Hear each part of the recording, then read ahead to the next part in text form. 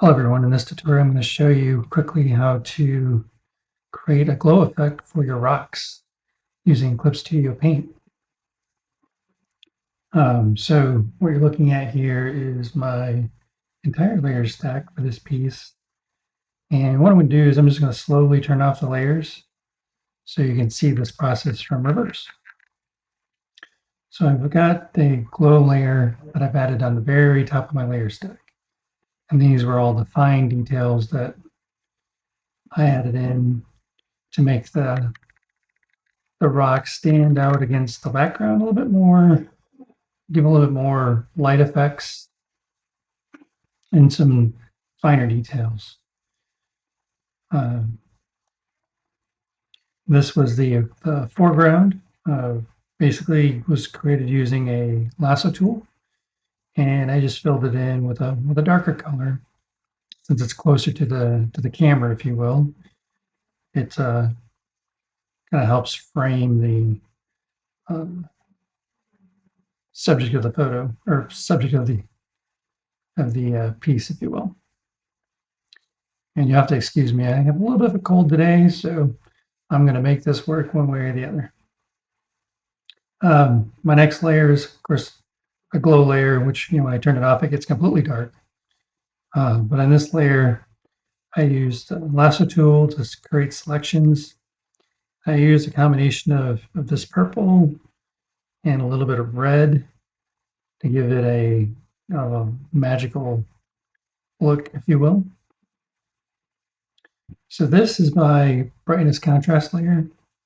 And if you turn this off, you can see that it's pretty dark when it's turned on, but that is so that the glow layer actually shows up, because it's all about contrast. You want to have a good contrast to illuminate that darker background. Without it, you really lose the whole effect of the layer. This is my grass that I put in at the base of the rock.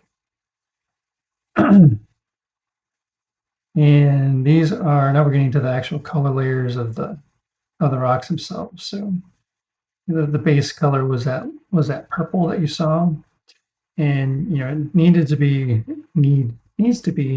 typically in this mid range. You don't want to have anything that's too saturated. You don't want to be too on the gray scale. You want it to be right about here.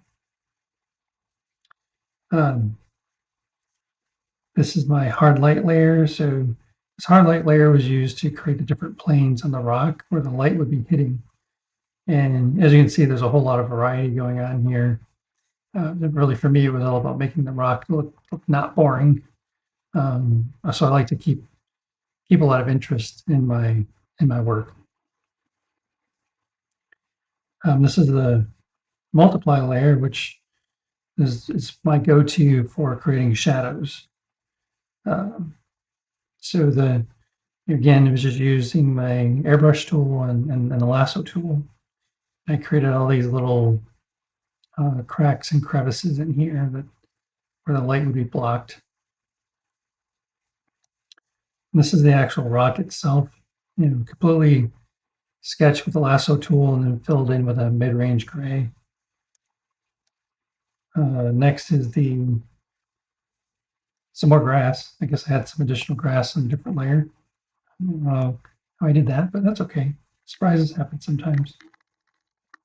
This was a multiply layer that I added onto these mountains in the background. And these should be this is the ground, the foreground base. This is the hard light for the mountains. And of course, these are the mountains themselves. Now I've turned everything off. So let's just turn all these back on again.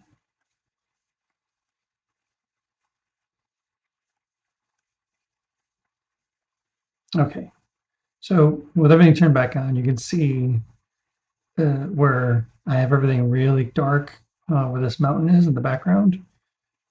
It gives that contrast to the rock, which we want to have that glowing kind of look to. Which if we went in here and we were, let's say I decided that I was going to make this, white, we lose a lot of that impact from our glow. Just do that,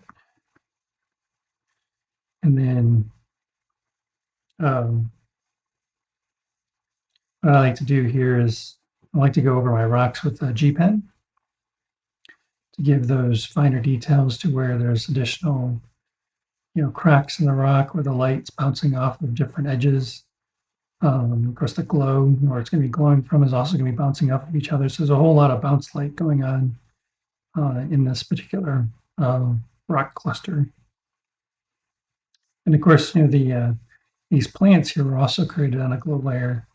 So, I just added in, these smaller plants using like a really light colored green on the glow layer, which really pops out against the rock with the green and the purple. They work really well together. And that's it. That's the reverse reconstruction of my glow layer. So hopefully this was helpful. And let me know in the comments if you have any other questions. Thanks, and see you in the next video.